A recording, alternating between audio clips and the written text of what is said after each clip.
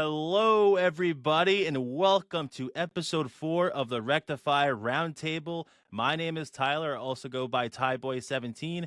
If you haven't watched this before, welcome. But if you did the previous episodes where we had interviews with Jeff Steitzer and a couple other individuals, welcome back. But we are here with FXHMantis, also known as Fredo. What is going on, man? How you doing doing, today? sir? How are you on I'm this doing all fine right. Tuesday? I'm You doing doing all pretty right. I'm good? alive. I'm alive. I'm doing good. Ready to talk about some games and the Yeah. future of this industry.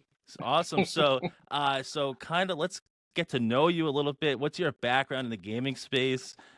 I know you've been around longer than me, so you obviously have more experience than me. So what's cooking? Well, I previously worked for Acclaim Entertainment back in the early 2000s. So if people are familiar with games like Burnout 1 and 2, the old Turoks, which for some ironic reasons is actually making a resurface right now, Mm-hmm. and the ever popular with the younger crowds, the Mary Kate Ashley Olsen series of games. So, but I had to play those too, but I did game testing there for about 4 years. I still maintain contact with a number of individuals who have gone from testing onto greater aspects of the industry, and I've been around it for quite some time. Studied and also got my degree in game art and design, and just dabbling in it on my own.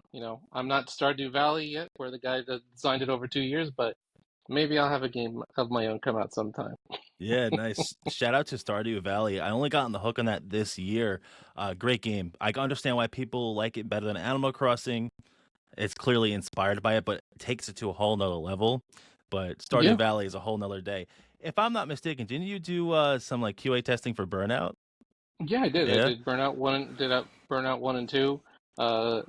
But from it spans so many different levels of it, where it just goes beyond just the regular testing of the game and the functions of it, but checking graphical glitches, crashes, and something that I think don't people don't know particularly is just like the standards that go into it, where it's like just something as like the image of controllers, text on screen. Um, Mm-hmm. how things are represented in games, and even stuff like copyright. Copyright law is very, very, very strong in games where you can't even. I remember writing it because we did a testing for aggressive inline, and just to give you an example, there was a brown truck that looked suspiciously like a UPS truck, so we had to like write it up because it looked too Oh, close like a yeah. UPS truck. So it gets very detailed, but S- it was still probably to say one of the most fun jobs I've ever had in my life. That's good. So that's cool. A cool little insight. I'm sure we'll get more into that. So it's not even just about bug testing; it's about copywriting and all that. So Yeah, that's it's a lot more something. than what people think. Yeah, that's pretty cool.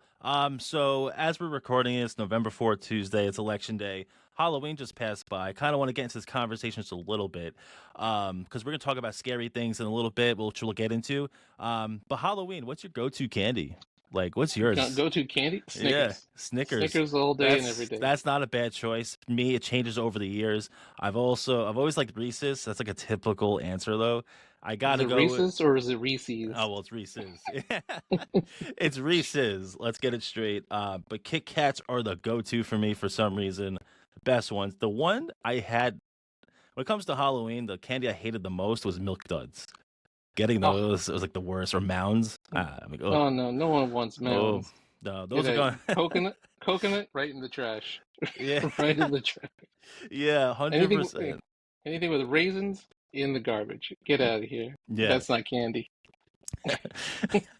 So, those who are watching or listening, you'll notice the title of this episode is The New Era of Xbox. We'll be going over that. So, just to give everyone a rundown, we're going over the next era of Xbox. What's happening with Twitch a couple of weeks ago? A lot of stuff has been happening at TwitchCon and around Twitch as a whole. So, we'll go dive into that a little bit. We'll give the latest news rundown, all the biggest industry news, such as new games coming up, new deals, and what to expect going forward in the gaming industry. And lastly, we will give our high score of the week, what games we have been enjoying lately. So, and also normally we would We're going to plan to have more interviews in the show from your favorite developers, voice actors, try to get people involved with TV shows and movies. So things like that we'll eventually dive into. But the main goal of this podcast right now is to be consistent. I know we've been taking on off years, trying different things, but we're sticking with the video format and we're going forward. So I cannot wait. So going forward, Fredo, the first topic we're talking about, the next era of Xbox. What is it? So one of the things we've been learning in October, the scary month that we're going to say for Xbox fans and Xbox as a company, there's been a lot of news coming out. Microsoft's putting pressure on Xbox to make 30% profit margins. Is that realistic, you think? I I Do don't you think think that's that's realistic it. at all? Like, how much time do they have to make that type of money? Because investors do not have the patience for that. They Mm-mm. want to see, profits go up, up, up, up. I think with a lot of misfires that Xbox has kind of had, not only with their pricing changes, things getting removed off of just the Xbox for like free game content, like the free games of the month, and even their selections of what games are for free for the month. It's I don't think it's been enough to Mm-mm. entice gamers to basically say, hey, maybe I won't buy the next console, you know? Right, raising prices, partially due to tariffs. I think definitely the first wave of price increases for the Xbox Series consoles had to do with tariffs. The second one, I don't know. I mean, it possibly, but also Microsoft needs to make more money. But then again, if you're raising prices, you're not. I don't think you're getting sales on an Xbox these days anymore. $600, Hmm. $700 on an Xbox is not worth it. Another report that came out was that Xbox revenue fell 113 million year over year, which is kind of hard to believe now that they're taking their games to Sony's platform, even Nintendo. You would think that the revenue is going to go up a little bit when it comes to software and hardware, but I guess not.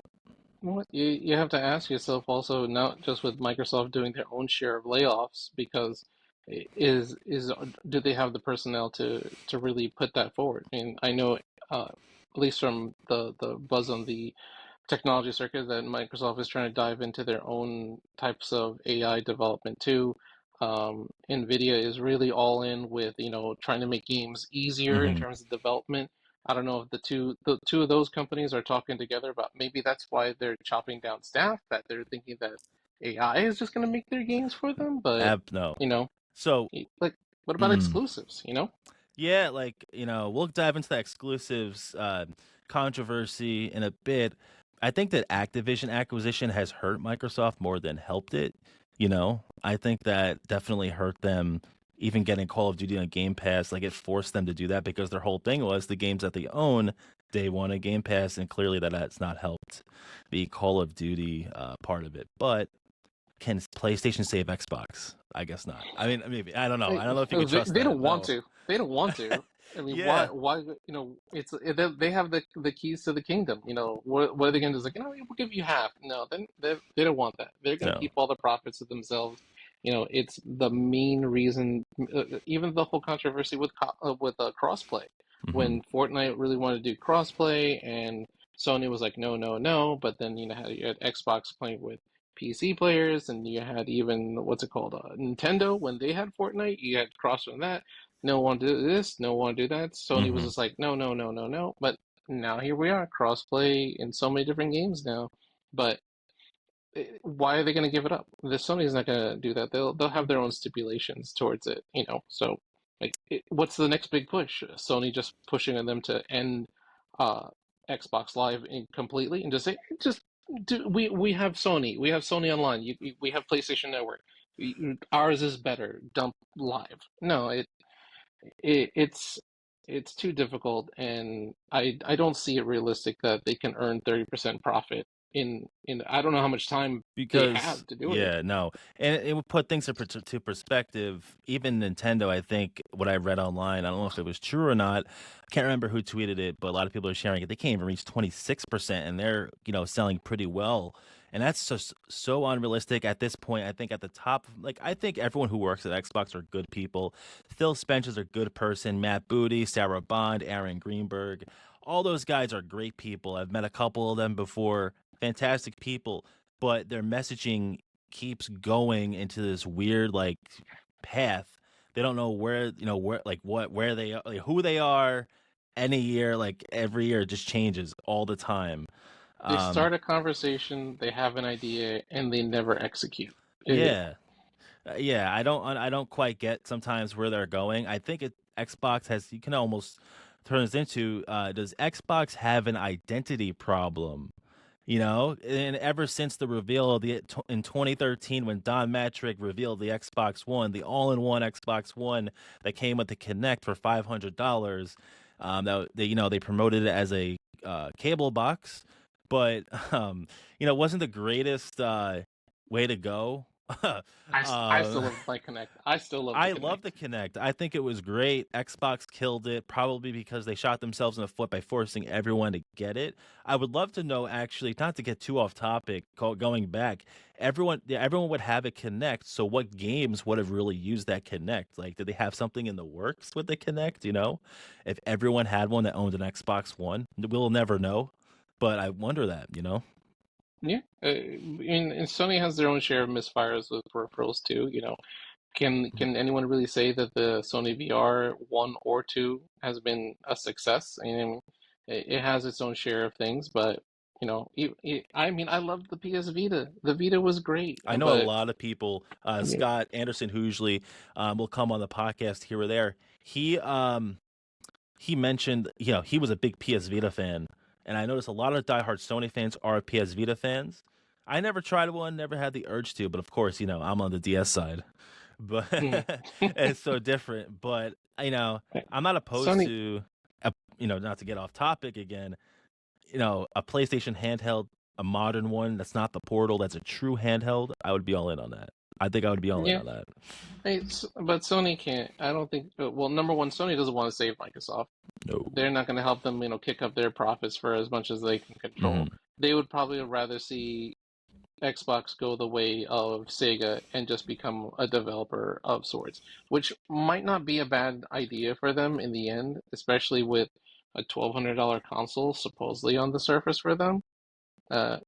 They have to do something more to entice their base. And Yeah. I know there's people ever faithful like yourself, Ty, that really love their Xbox and so forth. But Fuck yeah. even for myself, I was a 360 user for the longest time, direct. That's where I'd play, Call of Duty or Halo and everything. And, that's where everyone was playing. That's Hmm. where everyone was playing. And Sony was just kind of like just tripping over their own feet. And then, well, they ruined it going into Xbox One. And there was a whole talk of locking down, games, and you had to like buy like licenses and so forth. I And think the messaging for that went completely bad for that. Everyone was scared to get an Xbox because they thought you always had to have internet on. hmm That was one of the things, right, with the DRM yep, issue. But now everything yep. now is using that. Am I It correct? it didn't Everything matter. else It is didn't using that matter. because you have to when Xbox is messaging, they're not just messaging to the hardcore people who might understand. They're messaging to people who I don't know what you call them, right? Like not in a way like not die hard. They're not die hard. They're casual, I guess. Yeah. They play their typical Madden, Call of Duty, Fortnite games after work or school, and they'll play it hmm here or there. They don't go die hard on social media. They're just, they're like kind of that percentage that matters with console sales, and it hurt them. PlayStation had the best messaging in 2013 for the PS4. Yep. Xbox did everything first, which was bad on their part. $500. Sony said, "Oh, we'll be $399," which who knows what Sony actually had planned, right? But they knew how to hmm get sales and win the quote unquote console war. So so almost every podcast episode I'm on, I always talk about Don Matrick, but I got to stop talking about him. But I seriously think the golden age of Xbox was under Peter Moore and Don Matrick, and we'll Oh, never Peter get Moore. we'll we'll never get back to that era of Xbox during the 360. Kids today don't understand what the online online was like on Xbox 360. Classic times, man. Classic It times. it was. Oh, It was the core of at least of gaming what it was then. Everything is now cloud based. Everything has a battle pass. Everything has to be online. Hmm. I think that was one of the huge detriments after Bungie left for doing its own thing. Well, they didn't want to do Halo anymore, and they went to do Destiny. I remember playing Destiny, and for the first time, I lost internet, and I was like, "Oh, don't worry, there's a storm going on, but I'll still power on, I'll still play Destiny." And then I had to be online to play Yeah. Destiny, and I was like, this was the whole argument that was against Microsoft in the first place. It didn't bother me. It honestly Hmm. didn't bother me at that time, and we can have a nostalgic conversation Oh, about it another time. But 100%. it's as far as what's happening now, 30% profit margin, I don't see it happening. No. Going into the next year, when did they say that they wanted to allude to a new console by 2028 or 2030? So the expectation for a new console has been rumored for PlayStation and from Sony and Microsoft. Um, based on rumors, it could change now. It seems like Obviously. everyone's on their own pace, but it sounds like 2027 is the new gen year. That's 7 years since the PS5 and Xbox Series X release, which I feel like they could extend those generations. I really think Sony could really extend the PS5 generation. Like we haven't even got Wolverine yet, which I cannot wait for. Um, Wolverine's one of those games. Insomniac Games always cooks, by the way. So, Give me uh, Infamous 3. Give me yeah. Infamous 3. Give me Sunset Overdrive too. I'll take that Oh, as there you well. go. Or bring Sunset Overdrive to PlayStation and like a remaster or something. That'll be awesome. So speaking of consoles, kind of getting on to the next kind of topic is that Sarah Bond, the president of Xbox, currently went on a interview with Mashable, very reliable outlet. They posted an interview and she said this. So if there was a console that could kind of be a gaming PC and console in one, like that'd be helpful for me. I don't know what you can tell us about the next gen console. Any? Well, I can tell you're right that the next gen console is going to be a very premium, very high end curated experience. Right there. You're starting to see some of the thinking that we have in this handheld, but I don't want to give it all away. So Sarah Bond, right there, president of Xbox, saying that it's going to be a premium console. And, when you say premium, you're expecting high tier console and for it to be expensive. And CEO of Microsoft went on an interview like a week later. I forget who it was with. I don't have the clip, but he was saying that it's going to be a hybrid PC and console. So basically, sounds like you're going to have Steam, Xbox, regular Xbox, but I don't know about this. I don't think I have any reason to buy a hybrid Xbox and PC. I really don't. I think in saying it's PC doesn't make it sexy. So what's your thought? What's your thoughts on it? Uh, the I think the only way that they can sell it is if you want to do it like PC style, you'd have to sell it in like a tier system. You'd have to have like a bare bones Mhm. system that is only catered to Xbox. No Steam, no nothing like that. Just Xbox and Mhm. what developers can provide on that console. Second level up would be like, okay, you can integrate Steam and do what you need to do and so forth like that. Maybe a third level where it has like expandable ports, almost like a regular PC where you can add like drive bays and you can add more memory and do that. Because if they really want to make it PC, I mean, these from when this would be a really interesting question just to ask even pre-builds is that how long is the lifespan Of a of a PC. particular PC? Like to me, I've always put the idea of like 7 years of a PC because it leads you enough time between generations of video card upgrades and processor speeds and RAM that basically say, okay, I mean, look, we have all the stories of GTA 6 coming out where it's going to be so ridiculous in terms of like detail and depth and so forth that what are we going to need to run that game? And Mhm. maybe that's exactly what Sarah Bond is actually even trying to indicate there is that when you buy this, don't worry, GTA 6 will run perfectly fine. If you Perfect. want to Yeah. play GTA 6, this is the console to buy it on.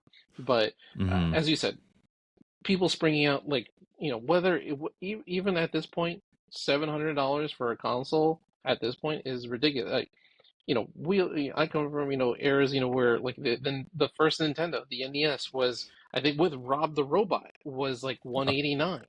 I had Oh that my stuff. god. So Oh. it it was 189. And can you imagine if a high-end console right now came out for $200? That would be the godsend console. Honestly, right now, that would corner the market. I don't care. That company, they would lose money on production of the hardware, but they would earn the audience, the games, and the base to do it. But that's not going to Mm-hmm. happen. That's not going to happen. Mm-mm. And so, will people buy it? No. Yes, I Well, think people yes. will buy it. I think people will buy it, but you're gonna get people who are hardcore to Xbox. Yeah. And that's all you're gonna get, because whatever, I don't know what they'll call this, because Microsoft is out in left field with their names. Like, their names are just something I can never think of, right? PlayStation is just PlayStation 6. Buy it or not. Hmm. What makes sense from a marketing perspective? How do you market a console and PC hybrid is my kind of question. That goes into the marketing thing. How are you going to sell that regular person that this is better than a PlayStation 6, right? That's like, PlayStation's just self-explanatory. Like, you got to give Hmm. props to PlayStation for that. People are going to buy a PlayStation because it's simple. It plays my games. I could play NBA 2K, FC, Madden, Spider-Man, this and that. I could play any Hmm. Xbox game on it. You know, I could play Yeah. any Xbox game I know is coming to PlayStation. I'm getting every PlayStation exclusive. And, any game that releases on PC usually comes to console, unless you're like League of Legends. But Yeah. But yeah, what are you gonna do? You gonna tell console players, like, oh yeah, you know what? You'll be able to play League of Legends and Counter-Strike, and you'll be able to enter tournaments with your Xbox? mhm. No, No, no. no, I don't think so. You're gonna tell me that people like companies, pre-built game companies like Origin, I think there's a Mainframe, NZXT, whoever, that they're gonna basically be like, well, you know what? You better watch out for the new Xbox console because everyone's gonna be playing League of Legends on their Xbox console in the Grand Tournament, like in Worlds for League of Legends. No, no, no. For a console to be jumping ship in terms of a PC market, I don't know. And what's that other message that was going around, that we're saying that This is an Xbox. TikTok is Oh, the next threat? that's another thing. Yeah, Matt Booty, the head of content, game content and studios. By the way, what a last name on Matt. Great guy. I love the last name. But yeah, so he came out and said that short form, and I think even Satya Nadella said this too, is that TikTok content, like that short form content, is what they're competing with. Like, that's their competition. I guess I understand that a little bit. What do you think about that? Like, I don't quite get it, but I guess I just don't understand it. Like, what is the threat?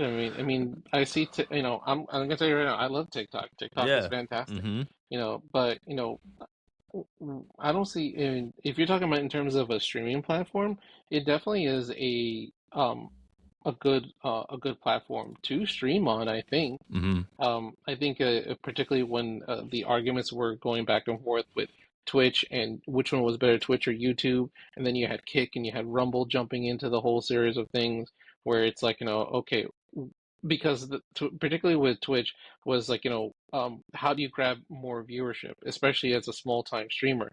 And I know plenty of streamers, at least in their own testimony that you see online, even on Twitch, that a lot of their audience that they first the game became dedicated to them on Twitch started from TikTok, and then they just basically go, if you want to support me better, come to Twitch and do that. So that groundswell for a small time streamer really kicked up because of Twitch, and then not Twitch, because of TikTok, and then flooding over to Twitch. But how does that gravitate from TikTok to Xbox? What are they going to do? Are they going to resurrect Mixer 2 and say, like, oh, you can stream on an Xbox and go on Mixer 2? No. No one's going to have faith in that with Microsoft in terms of a streaming platform.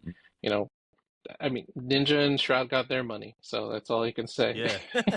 Yeah, they paid so many streamers, and yeah, Microsoft has always tried something that they're normally not comfortable with, and normally, like Mixer, it fails. Like, it's just not a good Hmm. idea. And at the time, like, I guess you could say I was always been a fan of Microsoft, Xbox, but I never was a fan of Beam and Mixer. I was always pro Twitch, so I was not surprised to ever see Mixer or Beam at the time when it got bought Mhm. to be, sinking down. It was just not worth it.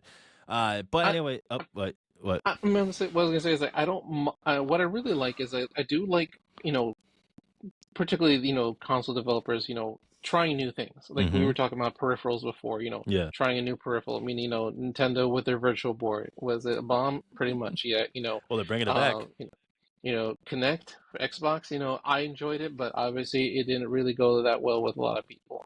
PlayStation's VR, it's kind of up and down. So but then again, I like um, the idea of them trying to invest into something, to expand and give new experiences to them. But when you're talking about, especially, and this is just a small point of Mixer, that if you're talking about like when at that time, Twitch was already an established platform, even Yes. YouTube was already established Mm-hmm. platform. Why take on those two? They already had the market cornered. You didn't need to try to steal it. And going to like what it is with the console, you want to try to, if you're going to try to appeal to people, then you have to find out what you can integrate into it Mm-hmm. that people already have. It can, will, when I buy a new Xbox, will I be able to stream to Twitch or stream to TikTok? Maybe that's what they're talking about. Maybe it'll be much easier because right now, I guess it at must least be. on on both consoles, on PlayStation and Xbox, you can stream right to Twitch from the console, but it is not It's not good. Never it's not very intuitive. has You never been can't good.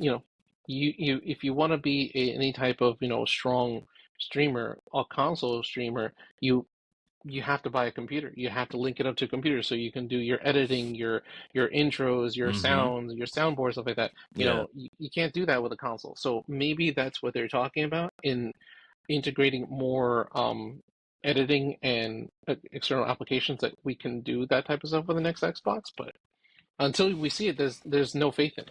Yeah, and we all know next year there'll be some other messaging that Microsoft has that makes no sense. Anyways, moving on. Sarabon also says exclusives are antiquated. To me, I disagree with that. You can make the argument for Nintendo and PlayStation; it still works. I just think it sounds like another, you know, sign that we lost. Our exclusives weren't even good enough to sell our own console because I could keep going on about Microsoft, and I don't like to talk negatively, but it's the people who are working on the games like itself, like Halo. It's not their fault. They try hard to make it possible. Microsoft's the one who had contractors, people coming in to learn like the Slipspace engine for Halo Infinite, and 6 months they'll be out. New people coming in trying to learn. So kind of this is on the leadership at Microsoft, not even at Xbox. That kind of like their games haven't been doing well like Halo, but anyways, going back to exclusives, Sarah Bond says they are antiquated. Basically, kind of exclusives don't matter anymore, which kind of you would think they would say that, but I think I disagree with that because Nintendo clearly sells consoles because of their games and I guess the ease. And they're another one that it's Nintendo, I'm gonna buy it. So, what do you think of that? But it's all about what you invest into it. Mhm. I mean, it's clear like with Coalition Games, with Gears, you had a good group of people there. Cliffy B, for what he built of it, Mhm. it is really solid. And I'm not too sure if Rod Ferguson is still the head of that there Nope. now, He but he's working on the next BioShock. He joined the BioShock team. no, but So but still, legend, legend. Coalition Games are was still a solid group, with Halo and that the Xbox Studios, you have the pieces there. You just have to invest into it, and but you can't just keep demanding devs to look at things like like Madden. Madden is a game that has its own following because everyone loves well, I shouldn't say everyone, but so many people love the sport of football. So, the sport already sells itself to what it is. But, it's not about stories, it's just about the experience of like the faithfulness of your game. But what can you do with Microsoft in terms of Gears and Halo? I mean, are those really the only exclusives that really mattered to them? Because it seems pretty clear that they did. They could have had everything else. They had Hellblade Setsuna, which was a fantastic game. You Fantastic, know, you know, fantastic. it was great. It was great. But Great. now, It's now on PlayStation, and I think Mm-hmm. Setsuna 2 just came out to PlayStation earlier this Yes. year, if I'm Yep. not mistaken. Mm-hmm. Another good game. Sea of They Thieves.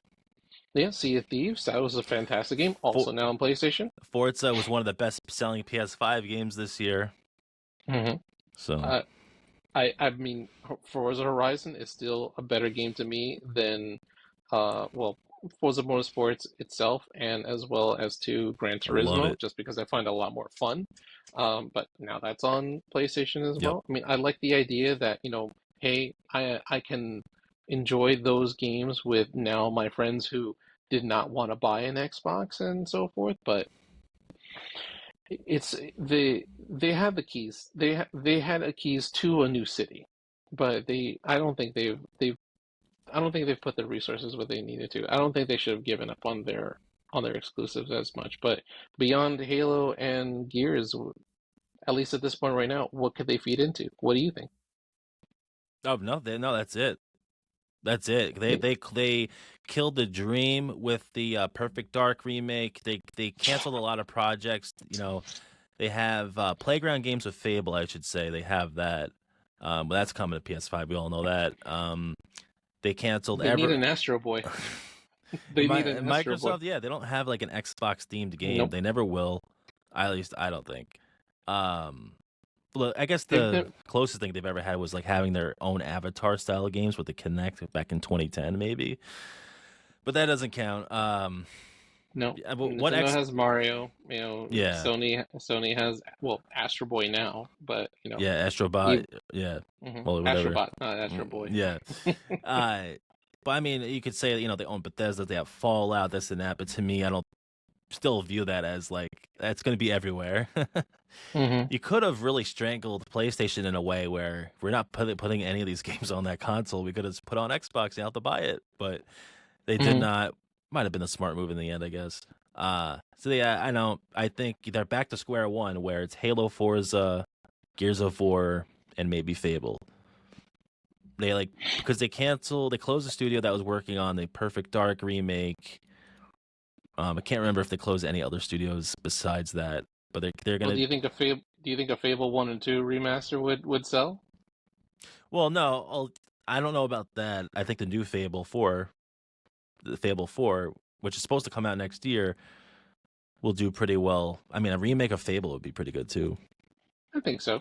Yeah. I think it would do good, at least to pull people into the genre, because Hmm. when you think about Fable 4, I mean, Fable 4 will be its own game. It'll be its own story, just like every Fable was. Hmm. But to kind of like go back in that generation of, like, where it came from. Could they do like an intro release of, like, remasters first? Here you go, and then if you play the games, you'll get some added content to Fable 4. Who knows? But Fable was a fantastic game. I mean, I was more partial to Fable 2 than Fable 1, but it I don't think exclusives are necessarily dead, but they just need to pool their resources to the right Hmm. spot. Yeah. Yeah. Moving on, I know you mentioned remakes, and speaking of remakes, Halo Campaign Evolved has been finally announced. This was written on the wall since 2024 when Halo Studios first announced that they are switching to Unreal Engine 5. And they showed, basically examples from this Project Foundry, which basically was used to make this remake. So it's coming to PS5, Xbox Series X and S, and PC in 2026, probably November is my guess. They announced at the Halo World Championships. I think it's a great move to do. It looks awesome. They redid the dialogue with Jen Taylor and Steve Downes of Master Chief and Cortana. So there's even new lines. They even redid the lines, and so it's different words said and like different things. But the biggest part, if you're a Halo fan now, being a Halo fan, I've played a shit ton of Halo Combat Evolved campaign to the point where I hate it. It's just like so repetitive. It's from 2001, they reused the assets from missions. You go in, backwards, going like just a different direction of a mission, and it just got so old. But what's cool about Halo Campaign Evolved is there's 3 prequel missions with Sergeant Johnson and Master Chief, and apparently those were even before like the Halo Reach era, like the Fall of Reach or whatever. So Reach was so good. Reach Was so good. one of the best Halo games of all time. No doubt. Bungie project, the last one. But yeah, Halo Campaign Evolved looks great. I think that Halo Campaign Evolved, don't even do the multiplayer. I see a lot of people talking about, well, why doesn't it have multiplayer? They need to focus on single player only. Gives a good introduction to PS5 players. But are you excited for it?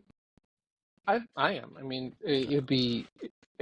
But didn't they say something about like 4-player co-op too? At least campaign co-op, or because I don't think it's Yes. gonna be like Campaign because co-op right there, crossplay.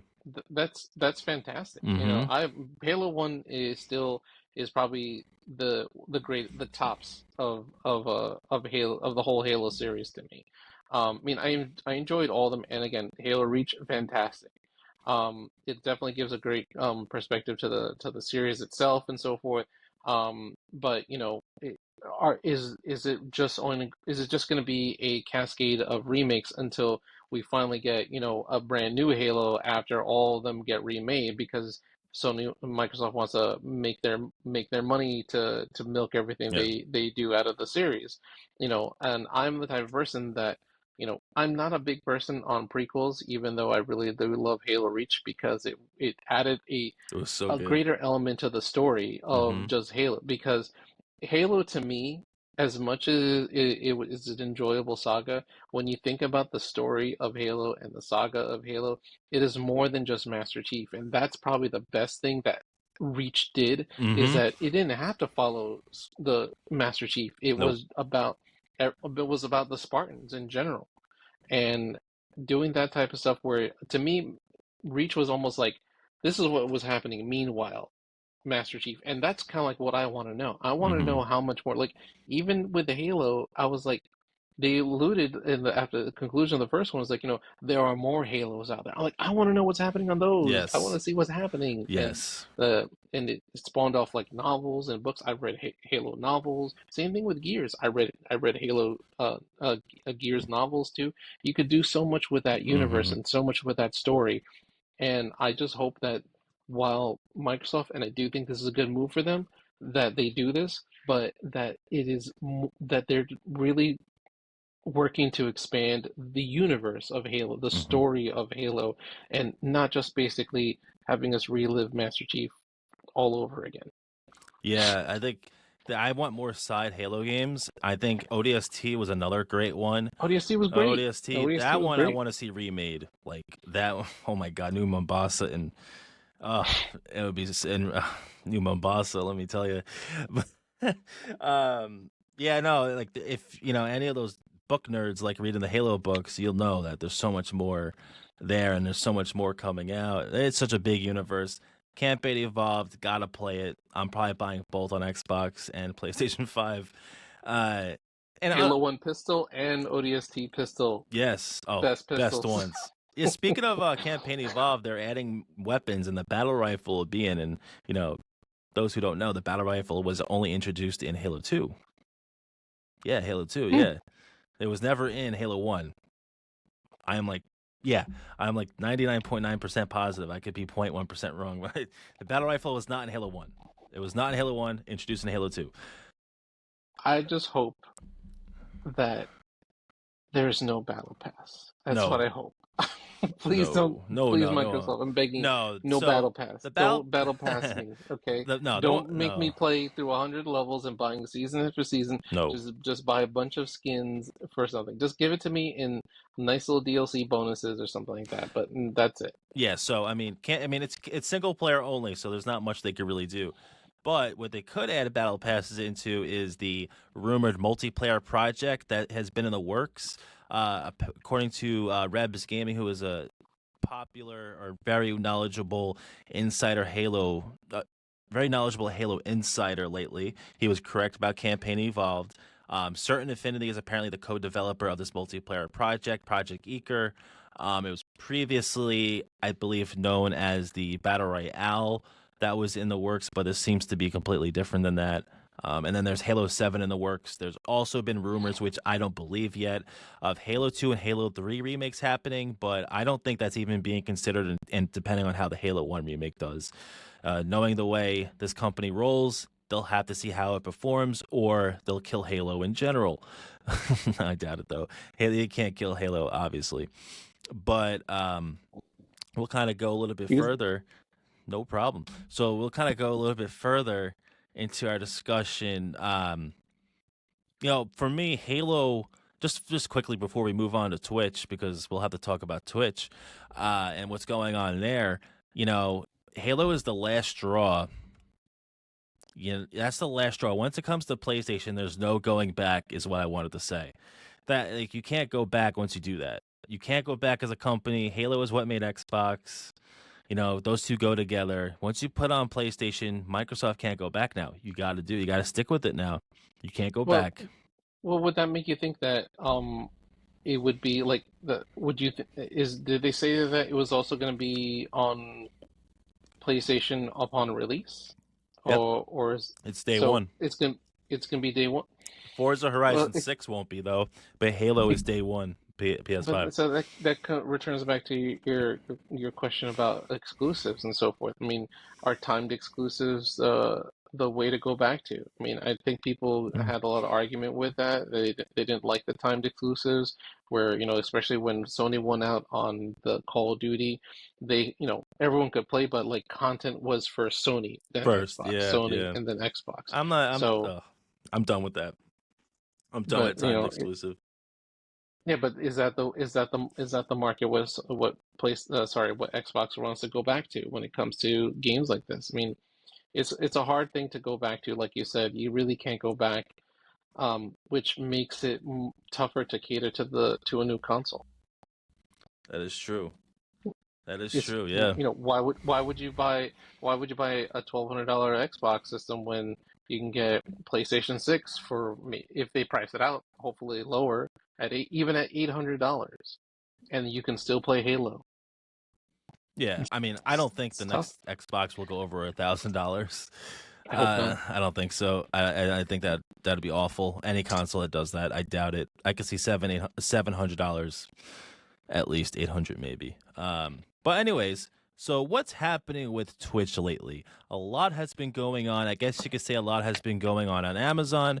So TwitchCon is getting closer to a month away already. I believe at the time of this recording, I'm losing count. But even before the event, popular streamers like Pokimane, I think XQC might have been one, or I keep forgetting the popular streamers who basically said they don't feel comfortable going to TwitchCon.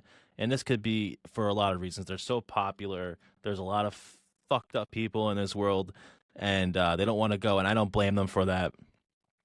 So what happened, what was kind of like the big deal that came out of TwitchCon was, and sorry if I butcher this name, Imaru? Yeah, so she was having a meet and greet and all that, like a normal meet and greet with her fans, and this guy comes up, I think right when she was talking to another fan, I believe. He comes up to her and just basically was inappropriate, basically trying to, give her a kiss on like the neck or something, and kind of got pushed away. So I don't know what's happening at Twitch. I don't know what their security seems like to be a mess at TwitchCon. Kind of take it away from me, Fredo. Well, I think the Emaru incident just raises to the surface the same question that keeps happening with I don't think you can really even say with just TwitchCon, but pretty much any of these conventions, that what are they doing to protect their content creators, their presenters at these conventions? I know you've been at your share of conventions too, Ty. Yep. So I can only imagine what you might have witnessed yourself or what you might deem as inappropriate too. But what can Twitch really do to protect people or their content creators at these conventions? Because what are they responsible for?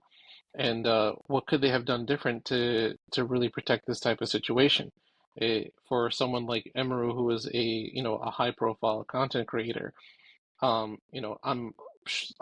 certain that she was allowed, certain advantages over like what maybe small streamers, because I do know several streamers that on the platform, years ago, that they went to TwitchCon and they were there presenting, or they had like little booths where they had like their own little meet and greets and stuff like that. And I remember him, well, the particular person I'm talking about, they ran into Action Jackson, if you know that name on the Twitch platform. Um, and so like, he's still, I wouldn't call him, a high profile, but he has his own following and a good name. But, what kind of responsibilities does a streamer or content creator have to um be held accountable for on their own versus what Twitch is supposed to provide? But I think what is important here is that, such as that incident, you know, I don't know the gentleman that approached Emeru. I don't know if he was a streamer or what he was in relationship to. Did she know him? Whatever. But if what does that do for a streamer's life? And then that bleeds into like what happened later on, where you're talking about like Mizkif too, as well, because the fallout between Emeru and Mizkif, and that drama just bled over online into their streams, Yeah. talking back and forth, because you know people are invested into that content, into the IRL streams, and just talking with them about learning about their lives, what's going on. So as an IRL streamer, you have to kind of like you're inviting people in, so you kind of have to talk about it. So you have the Mizkiv's audience, you have Emru's audience, and any streamer, whether it's Amaranth, whether it's Kaisenet, whether it's Raikai, whoever, FaZe Mm-hmm. Clan, they're gonna the audience is gonna get into your face about what's going on with you, what happened to Emru, what's going on with Raikai, what's going on with Nina Lin, what's going on with Asmongold. They're gonna get in your face. So whatever happens in your home, what is Twitch responsible for to do it? It's not like a workplace environment. It's not like if harassment happens in your home, Twitch is going to come banging on your door to basically try to protect you from what's happening. So, even Hassan has his own drama going around. So, what can we do, or we should say, what can Twitch do to help protect their content creators, both in live events and on stream? And also the question comes to is like, what are these consequences that are coming along?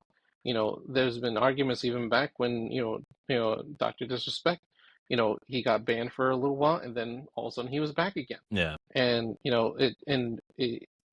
should these consequences be much more harsher, or should they be permanent bans to whatever Mm-hmm. it is?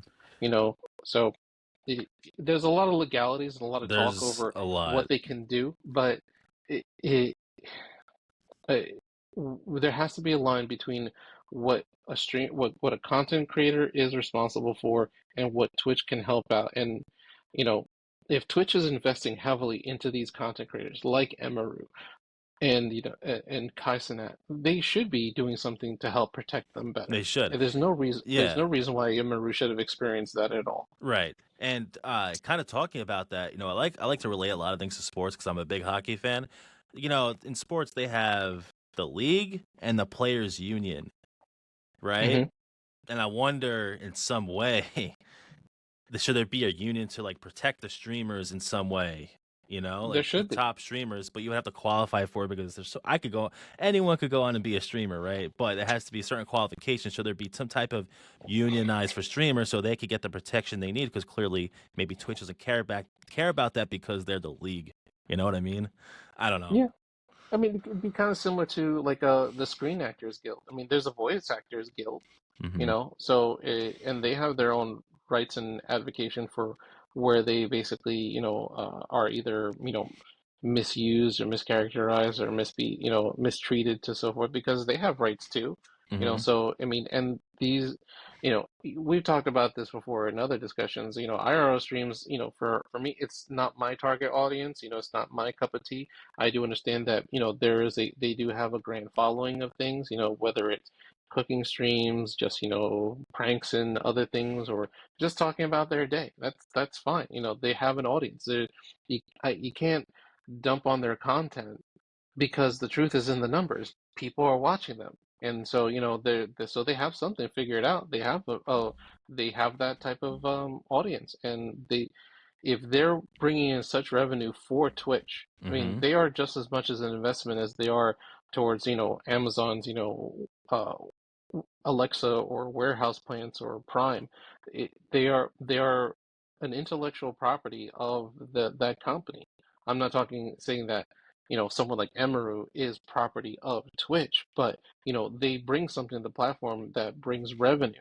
That is an investment for Twitch and Amazon, and they should be protected. They should be, and a union of some sort, I think, would be beneficial. But are you really going to get a room full of streamers to agree No, no, on what they should be no. given? Knowing their personalities, no. And I think some of these bigger streamers, it's okay to, to bring stuff out, talk about it, certain situations. I get it. I don't know. You're also representing the platform, so you got to be careful. But if there's something Yeah. serious, for sure, talk about it. Don't stay quiet about it. This whole Ms. Kiff situation, there's talk about he was the one that sent the guy, but I don't know if that's true or not. We'll never know. Nope. I just hope that everyone's safe, no matter if you like the streamer or not, or you've ever watched them or not. You want everyone to be safe or to feel safe when they're at an event. It doesn't matter who it is. I don't know. I mean, but like I said, the convention behavior is something that I mean, I've never been to an I never was at an E3. Long may it rain for what it is. But I know plenty of people, especially from when I was working as a game tester and an analyst, that we had our presentations there for a different product, but it's beyond the product that you're going there to see, or even TwitchCon for the people you're going to try to meet and so forth. There's other elements there. It's almost like a tailgate where people dress up and cosplay and doing other little things here and there, where there's a type of atmosphere at a convention that I think for any Of convention, whether course. it's E3, whether it's PAX, whether it's Twitch, whether it's New York City Comic Con or San Diego Comic Con, there was there was talks about, like, New York Comic Con where it smelled horrible because that's the type of people that are into that type of stuff. I mean, I'm into comic books. I love comic books, Of and course, yeah. I mean, I'm just gonna say myself, Ty, I smell great. I shower every day. I can confirm. Yeah. But my point is that for conventions, uh, how do they better protect their the people that are presenting, or people that are there that are representing, as you just said, you know e- whoever it is, whether it's Amaranth, Mizkif, whoever, if these are people that are full investments for Twitch and the platform, there is a part of you that has to, behave a certain way as a person that is representing the brand. And for what it is, again, I don't watch Emeru streams to what it is, but you know, I would like to think that she operates and conducts herself properly, and with some sort of decorum and conduct. I'd like to think anyone, I've only heard rumors of like how people behave at TwitchCon and to what it is, so I'm not about to make allegations of what I don't know that I've not personally witnessed, but you gotta you know you gotta express yourself properly, and call these things out whenever it happens, and denounce them as they happen, Yeah. So whoever this person was that I'm just gonna say attacked, Yes. Emeru, I hope it is being treated with Twitch with the utmost care. And is the apology that they issued enough? Probably not. And the allegations to other possible streamers, because that's the other thing that's also I see happening, is that there used to be, from what I remember with Twitch, when it started blowing up, and with Ninja and Tim and Nick Merckx when he was first rising up and so forth, even Doctor's Respect and XQC, there was always a kind of like a written rule about, like, don't talk trash about other streamers Right. while you're on stream. There was No. always a respect for that, almost like the old golden days of Twitter, follow for follow. You know, like I follow you, Ty, you follow me, and then we brought in our audiences. So it was all about, you know, cultivating the community and the platform, whether, you know, you're playing, you know, NHL, you know, on EA NHL all the time, or if I'm playing Call of Duty, or if I'm playing, you know, Hello Kitty Island Adventure, whatever it is. We were supposed to basically uplift everyone. Yes. But Yes. now it seems like, particularly with IRL streamers, there is this drama content that's happening between all of them. So one person says this, one person says that. It, is it turning into the Love Island of content? That's what it I don't feels. watch the show. That's what it feels like, Twitch. You know, one thing that we normally hear in life is that don't forget where you come from, and Twitch needs that message because you are about games. That's what people know you for, or at least did.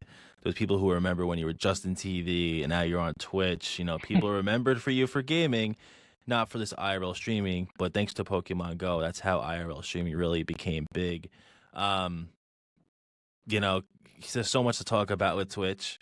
I think it's Yeah, we could we can we could keep go on going on. for so So, long. I mean, we'll probably talk about Twitch going forward more and more, but TwitchCon doesn't seem like the event to go to these days. Even vendors are complaining. You know, the booth, you know, the booth cost is so much for the space you get and all that. So that's a whole nother discussion. I would love to get someone to talk about conventions because I've been to so many and kind of the behind the scenes of the stuff I don't even know. So that would be pretty cool. What was the best con you went to? Oh, that's tough. You know, E3 2016 specifically, because that was like the most quiet event I've ever been to because you had to get a media pass. That was the last year. You had to get a media pass to get into E3 or industry pass, and that was the only way to get in. And that was awesome because there was really no lines for booths besides Zelda Breath of the Wild at the time because that's when they were still showcasing it for the Wii U. But it was awesome. That's definitely the one up there. PAX West, sorry, there's a bug over here. PAX West 2017 was really good because I got to visit 343 Industries, or known as Halo Studios now, and just a really good event overall. But I've been to so many. Lately I've only been going to PAX East, which it's been okay. There's been better years, but I could go on and on about the conventions I've been to, but those two I've definitely would rank high on my list. Well, DreamHack Atlanta was really good. I gotta mention that too. But would you say, like in terms of your observation of conduct at, say, like PAX and so Yeah. forth? I mean, you know, obviously you're just there, you know, perusing what's happening and Yeah. so forth, you know, and making your inquiries. But you know, can you say you've ever witnessed any type of odd behavior? No, I have never.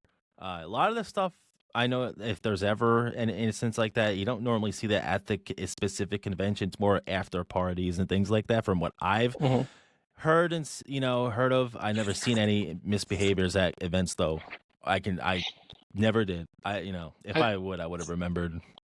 So I think that's kind of like where the defining line between something like TwitchCon versus, like, you know, whether it's New York City Comic Con or San Diego Comic Con or PAX, that, you know, because it's surrounding those content creators, like it's almost like that idea of, like, I get to touch a celebrity, you know, Truly, and that's you know, basically because, what it is.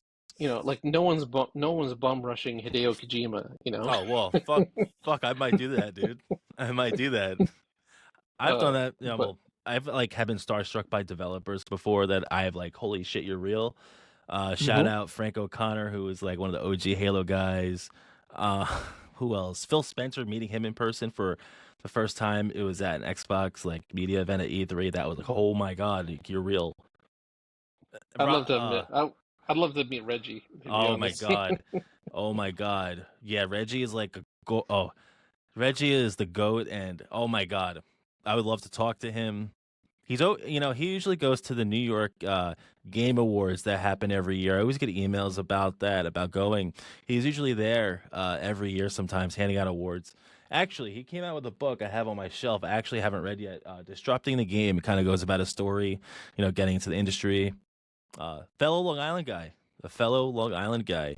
I think he went to Suffolk County and Suffolk County Community College in Brentwood. So big deal. No, no. Big deal. If you, so yeah. Anyways, moving on from Twitch, still be plenty of conversations going forward. Never ends. Yeah, so kind of going over kind of the quick hits, the latest news of what's happened over the last few weeks.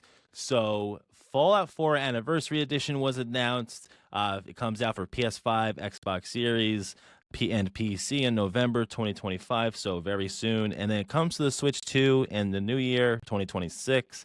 It's basically going to have all the content from Fallout 4, but in enhanced versions of it. And there was never they never upgraded it for PS5 or Xbox Series before, so the only versions you could play are Xbox One and PS4, to my knowledge. That's why they have this Anniversary Edition. I actually just finished Fallout 3 this year, so I'm looking forward to actually playing Fallout. Yeah, I finished Fallout 3. Going to be playing Fallout 4 this year. Big fan of the series ever since the TV show came out. Next, Marvel Cosmic Invasion releases December 1st. Very looking forward to that. Old School RuneScape is getting a new skill for the first time. It's sailing on November 19th. And yes, the skill is sailing. That's what it is. You make boats. Pretty cool. Battlefield 6 Battle Royale RedSec has released. I actually touched it today. Won my first match. I really didn't do much. But pretty cool Battle Royale. EA and the NFL extend their Madden deal into 2030. So expect the name Madden to stay for the EA Sports NFL games. Crash Bandicoot animated series is in the works at Netflix. Chun-Li from Street Fighter is now in Fatal Fury City of the Wolves. Animal Crossing Nintendo Switch 2 edition was announced, and the free update 3.0 will be releasing on January 15th, 2026.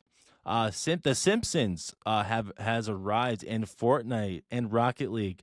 Actually, really cool event I've been playing lately. I would say very cool for Fortnite and Rocket League. Lastly, Nintendo Switch 2 has now sold, as of September 30th, 2025, 10.36 million units since it released in June. And now Nintendo upgraded their projections. I think they're projecting to get 15 million or 19 million by March 2026. So sales keep rising there. Anything stand out to you on the list of news there? Well, Battlefield RedSec. I've pretty much been burnt out on the battle royale genre, to be honest, and I can attest to that. Yeah, it's still, I'm not gonna say that it's not fun in terms of just battle royale in general, but RedSec I think is taking the genre of Battlefield of battle royales in the right direction with what they're doing.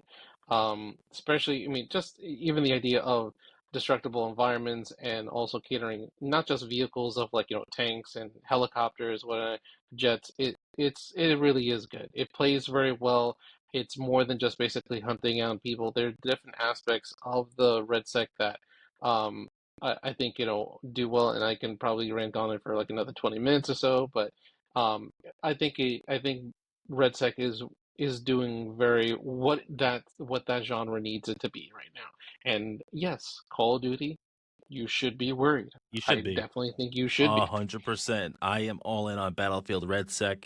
I suck at Battlefield 6, but pretty cool. But what stood out to me is Marvel Cosmic Invasion. Ever since that game was announced, I been looking forward to that. I'm not the biggest Marvel guy, but I'm a big fan of Dotetmu, and I think it's so I don't have it written down. Tribute Games, I believe, is part of the development team. Could be butchering that name, but they did TMNT Shredder's Revenge. I think they're doing a Scott Pilgrim game. Good stuff, good nostalgia, good style, good shit. Oh, that's fantastic! Yeah. I can't wait for Cosmic. Shredder's Revenge was such a great game, So and good. it hit not just that retro vibe of what it was with But a it's like- classic beat 'em up of what it was, but 6 players and different costumes. I mean, do I wish that they actually added a little more, like more DLC and story to it and so forth. Yeah, but that game for the amount that you pay for the fun, it still has great replay value. And Marvel Cosmic, do I believe it'll follow along the same line as Shredder's Revenge? Probably, Yeah. but it looks great. It's great multiplayer fun. You'll have, I think I'll have hours of fun with that one. That's a great game. It's a art. Shouldn't say great game. Haven't played it yet, but Yeah, I think it will be a great it game. will be a great game. I am looking forward to that. I would like to get one of the developers on the show to talk to about that game. So next up, I mentioned earlier, if you're still sticking with us, high score of the week. So what games have we been enjoying lately? I'll go first. Pokemon Legends ZA I finished recently. Not a bad game. I might do our review on it. Thinking about it right now, it probably, to me, an 8 out of 10. I think there's some, things that could be improved upon, but the battle system's really good. I guess you could say the story is pretty good too, but there's some other things that I didn't like too much about it, but got to give it a high score of what I've been playing lately. What about you? What have you been playing?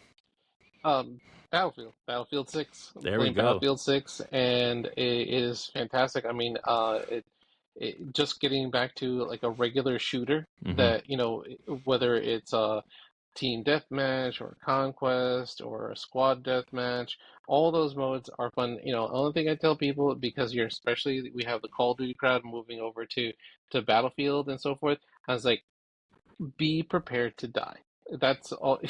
I'm Yep. like you, Ty. I am not a great player. I contribute to the team, to the objectives, to the cause. I'm a support player Yeah. mostly, so I will try to keep you alive as much as I can. But it really that's what I've loved about Battlefield, is that it really feels like war, and because Yes. it's not the action hero drama where one guy like John Wick is going to go through and kill everyone and live at the end. That's what your BRs are for. That's not what Battlefield is for, even though Red Sec just came out. But the other thing I have to give a shout out to, just because we passed October and how scary season. Cronus. I've been playing Cronus. Ooh. Fantastic. Oh, Chronos New Dawn, right? New Dawn. Oh, that was one of the underdog games, I would say, of September when it released. Right? September, yeah. Yeah. And it's great. I really do like it.